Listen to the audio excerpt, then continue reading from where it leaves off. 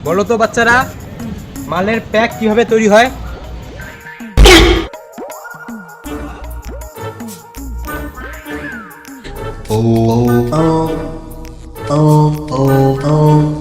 প্রথমে একটু মাল ঢালতে হবে, মাল ঢেলে একটু জল দিতে হবে, জল দিয়ে মালটা তৈরি হয়ে যাবে, একটু চাকনাতে খেয়ে নিতে হবে।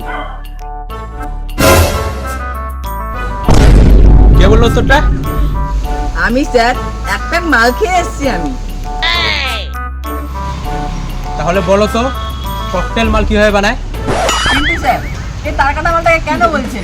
জানেন তো পারবে না, তার চুল কাটা আছে, ওকে জিজ্ঞাসা করছেন। আমি পারবো স্যার।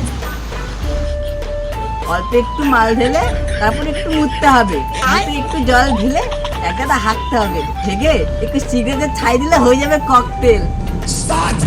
वेल डन, तालियां होनी चाहिए। ছোট ভেবো না স্যার, এই ছোট ছেলেটাই একদিন তোমার গোষ্ঠীর কোদ মেরে দিবে, তুমি বুঝতেও পারবে না।